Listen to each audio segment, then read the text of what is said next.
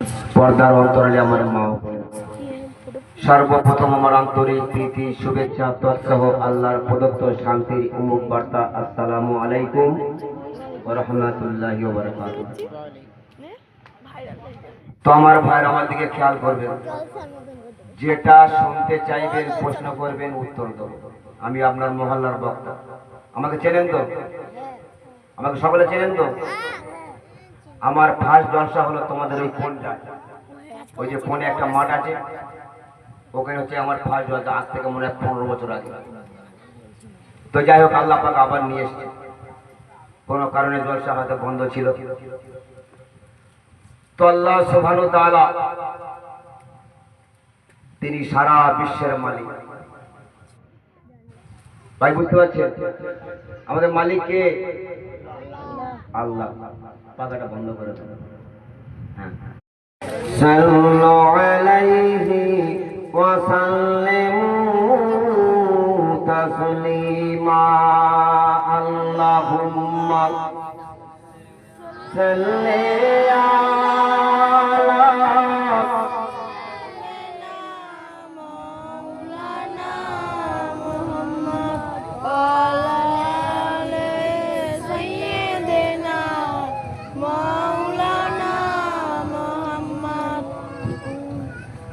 আমার নবী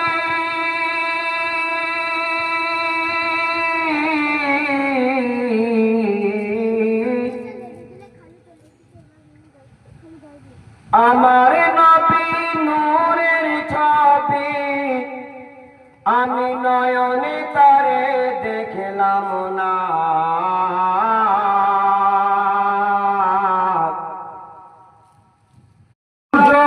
মোরা আলোচনা রোদ্দুর, মোরা ভূপৃষ্ঠ, মোরা মাটি, মোরা বীজ, নির্দিষ্ট দিন হঠাৎ জীবন পেয়ে মাটি চিরে বেরিয়ে আসছে মোরা অঙ্কুর।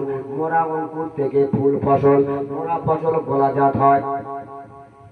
মোরা ধান বা মোরা গম, তা থেকে মোরা চাল বা মোরা আটা, তা থেকে মোরা ভাত বা মোরা রুটি। ওদিকে বাজার থেকে এলো পুঁই শাক, লাল শাক, ডাঁটা শাক, মোরা রুই, ইলিশ, পাঙ্গাস, চিতল, আড়াই বা চিংড়ি মাছ, মোরা গরু, খাসি, মুরগির গোস্ত, মোরা নুন, মোরা মরিচ, মোরা তেল, মোরা গোস্ত, মোরা রুটি। চলে গেল পেটের ভিতর। কোথায় গেল? পেটের ভিতরে। এখানে মোরা পাকস্থলী আছে। কি আছে? একদিকে বিজ্ঞান, একদিকে কোরআন, দুটো নিয়ে কথা বলছি। যারা শিক্ষিত আছে নিশ্চয়ই করে বুঝতে পারবে, আমি মূর্খ ভাষায় অনুবাদ করি না। মোরা পাকস্থলী প্রক্রিয়া হজম